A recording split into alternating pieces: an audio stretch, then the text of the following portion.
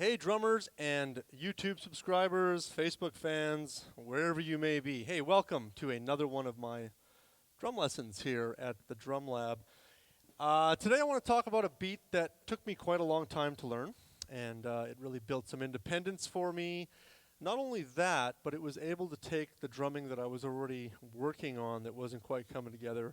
It made it come together quicker, and it also took my drumming to a new level once I had the independence of this beat. Now, when I was first introduced to the Bossa Nova, which was a Brazilian rhythm, Bossa Nova meaning new beat. Wow, look at this. The white guy from Canada knows a little bit about Brazilian music. Yay, Mike.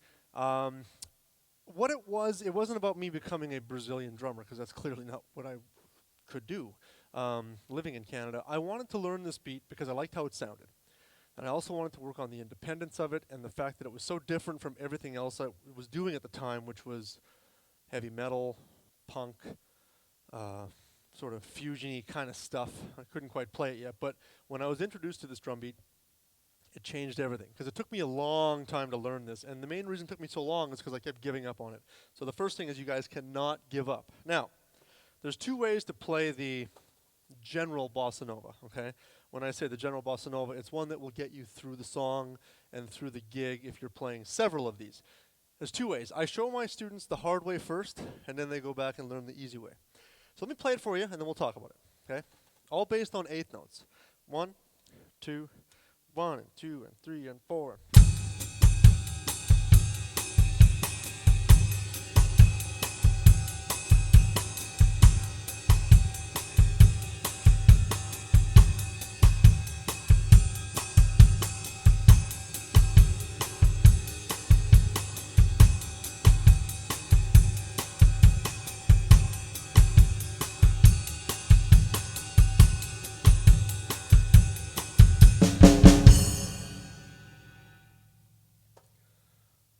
Okay, so when I first heard that, I thought that was pretty cool. I mean, my old teacher had played this, and I went, wow, that's awesome. Of course, I couldn't play it because I didn't have a clue what was going on. So let me share this with you. Now, like I said earlier, the whole entire beat is based on eighth notes, 1 and 2 and 3 and 4 and, okay? It is a two-measure pattern, so we're going to have to count eighth notes twice through in order to do this. But let's break it down how easy it is, because when I was first introduced to this, I just tried to play the whole thing at once, and as opposed to it sounding like this, when I kind of jumped in to the hot tub without testing the water, it kind of sounded like this. Yeah, I couldn't even get it started, so that's why it took me so long. So then I had to realize, after quite a while of working on this, what this beat was comprised of, okay? And it was quite simple, because I can either play the ride cymbal or the hi-hat with just straight eighth notes. We can all do that. Now, if you notice, I was playing the hi-hat on counts 2 and 4. 1 and 2 and 3 and 4 and 1 and 2 and 3 and 4 and. Add the ride cymbal, 1 and 2 and 3.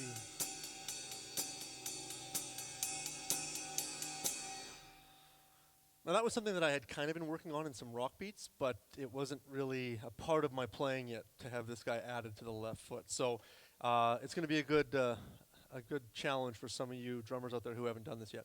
Okay, so then I realized that the bass drum was playing on the 1 and 2 and 3 and 4 and 1 and 2. And notice how when it gets going, it's a constant 2 in a row. 2, 2, and 1 and 2 and 3. When you start the beat, it's just one bass drum. As you keep on recycling, it's going to be 2 in a row constantly. 1 and 2 and 3 and 4 and 1 and 2 and 3 and 4 and 1. So then I thought, I bet I could do that with the ride cymbal. That doesn't seem that hard. 1 and 2 and 3 and 4 and 1 and 3 and 4 and 1 and 2 and 3 and 4 and 1 and 2 and 3 and 4 and. And then I thought, well, maybe I can add the left foot on the hi-hat.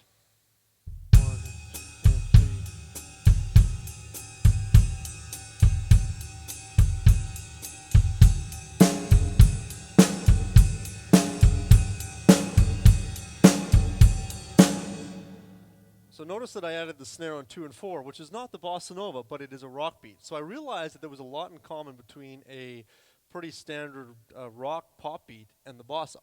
The trick was the left hand, okay? So we have to get rid of snare being on 2 and 4. Now that you've got this happening, we need to find a way to put that on autopilot. That has to just happen. You can't think about that. You have to pick up your phone and start texting somebody while you're doing that, make a phone call, I don't know, whatever it is. The main thing is that has to be very autopilot. That might take a little bit of time. Now, the left hand is a cross stick pattern, okay? And for those of you who haven't played a cross stick, I have a whole lesson on the cross stick, but you're going for that woodblock sound, right? Okay, and I don't want it too close to the rim. Sounds too weak. You can turn it around and make it a little bit thicker. So we'll do that. Turn that around. Now the pattern is a little strange because the first measure, the cross stick is on the 1, on the end of 2, and on the 4. 1 and 2 and 3 and 4 and 1 and 2 and 3 and 4 and. Okay? So I might just try that. 1 and 2 and 3 and 4 and with the ride cymbal. 1 and 2 and 3 and 4 and.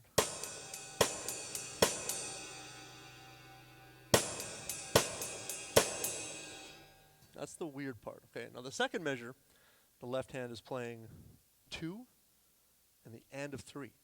1 and 2 and 3 and 4 and. Okay? 1 and 2 and 3 and 4 and. With the ride cymbal, 1 and 2 and 3 and 4 and.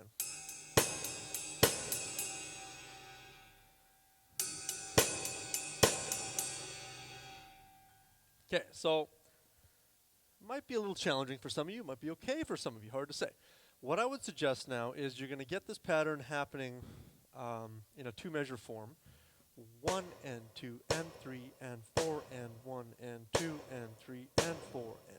So I would suggest counting until you can really hear that pattern, okay? 1 and 2 and 3 and 4 and 1 and 2 and 3 and 4 and, okay? So once again, it's going to be strange. If it's new for some of you folks out there, that's totally natural and totally normal. But be patient, please, because you'll eventually start to hear bop, bop, bop, bop.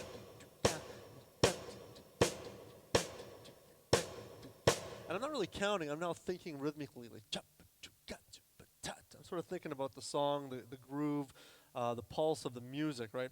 But at first, I had to count my face off. Like that's why my face is now off, because I had to count it off doing this. 1 and 2 and 3 and 4 and 1 and 2 and 3 and 4. So once you get that, add the ride cymbal. 1 and 2 and 3 and 4 and 1 and 2 and 3 and 4 and 1 and 2 and 3 and 4 and 1 and 2 and 3 and 4 and 1 and 2, 4 and 1 and 2 and 3 and 4 and 1 and 2 and 3, 2 and 3 and 4 and 1 and 2 and 3. Okay? So I would suggest getting that because that also has to become autopilot. All right? So I knew I could already do this.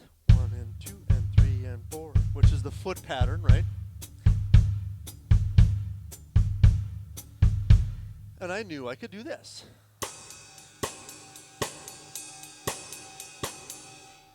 So I had to get this family liking that family, okay?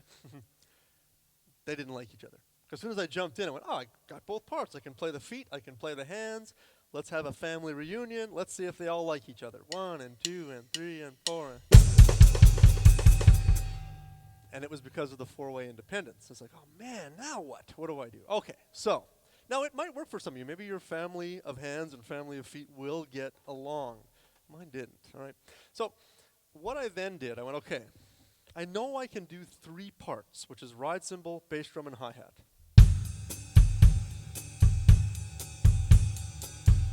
And I know that I can count the left hand. 1 and 2 and 3 and 4 and 1 and 2 and 3. Now this works for 50% of the people. I see guys doing this. 1 and 2 and 3 and 4 and 1 and 2 and 3 and 4 and 1 and 2 and 3 and 4 and 1 and 2 and. Now if that works for you, wow, awesome, that's so cool. I'm a little jealous because that didn't work for me. Okay. For the folks that it doesn't work for, here's the next thing you do, is you cycle this 2-measure pattern of 8th notes. And all you're going to do is play the first cross stick, which is on the count 1 of the first measure. Got that? Okay, watch this. 1 and 2 and 3 and 4 and 1 and 2 and 3 and 4 and 1 and 2 and 3 and 4 and 1 and 2 and 3 and 4 and 1 and 3 and 4 and 1 and 2 and 3 and 4 and 1 and 2 and 3 and 4 and 1. So it gets you used to playing that awkward 1 on the cross stick, okay? Then we're going to play the 1, because now we've got that, and we're going to add the end of 2. 1 and 2 and 3 and 4 and 1 and 2 and 3 and 4 and 1 and 2 and 3 and 4 and 1 and 2 and 3 and... Okay, you see where I'm going with this? Then we add the 4, then we add the 2 of the next measure, and then we add the end of 3, of course, of that last measure. And that's one way to sort of start solidifying the bossa nova. But it takes a while for some of you drummers that haven't played this before. But it'll be it's such a feeling of accomplishment when you get it. And even if you never play a bossa, I would say you'd want to learn this beat for audition purposes. If you want to get into college or university or anything like that, I know that under the Latin requirements, bossa nova is usually one of the beats that they would like to see you play. It's nice to go into those situations already having that, so you don't have to spend all this time working on one drum beat. When I teach these drum camps and we're trying to place the students into particular ensembles, obviously the guy that can play the bossa is going to be in the jazz ensemble, where the jazz instructor might be demonstrating bossa novas with their jazz students. Or if there's a Latin ensemble, of course, you're going to need to know some Brazilian rhythms and, of course, some Afro-Cuban down the road. I mean, another reason, too, I mean, obviously employment to go do things like hotel gigs, Broadway shows, cruise ships, whatever you want to do to go make money playing drums, you're going to need that beat down. The other reason, and especially for my young students who are in school band, is because you're going to have to get into the samba world. And samba, I'll do samba in another lesson, but by playing this,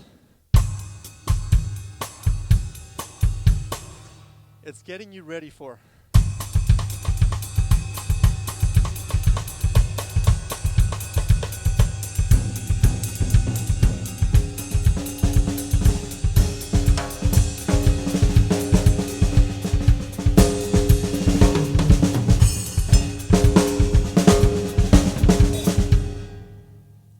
Believe it or not. And when I first started studying Brazilian music and studying bossa novas and things like that, it was exciting to play. And even if I knew I would never play it live, which I have, which is great. For some of you that may never or don't intend on it, it's just really cool to play some of these beats. And once you got that, the easy version, which is on Tommy Igoe's Groove Essentials poster, is the 3-way independence. So no left foot. All we're going to do is we're going to play the hi-hat on all the 8th notes, bass drum where it was, and the cross stick where it was. So it sounds like this. 1 and 2 and 3 and 4 and...